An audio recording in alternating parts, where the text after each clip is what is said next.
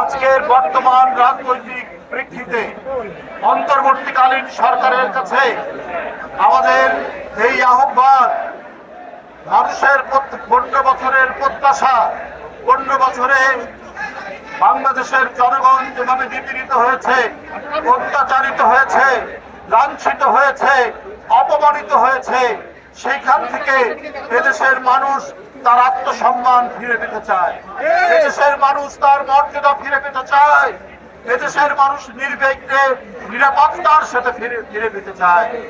বাংলাদেশে আর কোন ধরনের মব জাস্টিস, আর কোন ধরনের বেআইনি কারো বাড়িতে আগুন দেওয়া, কারো বাড়ি ভেঙে ফেলা, কাউকে রাস্তাঘাটে অপমান করা, এই ধরনের ঘৃণ্য কাজের যাতে পুনরাবৃত্তি না হয় সেইটা এই সরকারকে লক্ষ্য রাখতে হবে।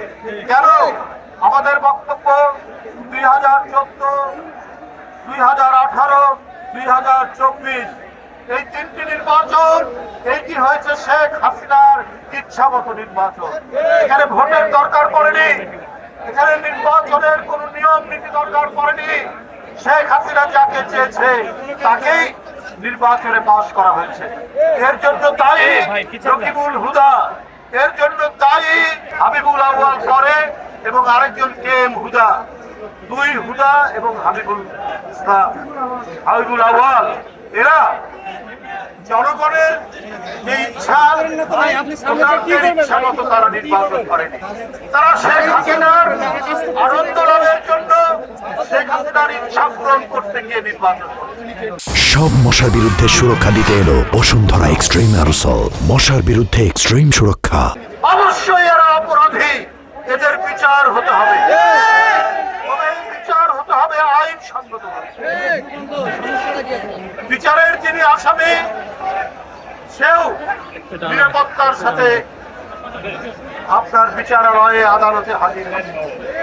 বিচারের আদালতের প্রাঙ্গণে কাউকে ডিম ছুঁড়ে মারা হবে, কাউকে চিতা নিক্ষেপ করা হবে এবং বাড়িতে লোকজন গিয়ে তাকে টেনে হিঁচড়ে বের করবে, এইটা বিএনপি কখনোই পছন্দ করে না এবং বিএনপি এই ধরনের ঘৃণ্য কাজের পরিকল্পনা। অবশ্যই যারা এই কাজের সাথে জড়িত, তারা যারাই এই কাজ করেছে তাদের অবশ্যই এই সরকারকে খুঁজে বের করে তাদের দৃষ্টান্তমূলক বিচার করতে হবে।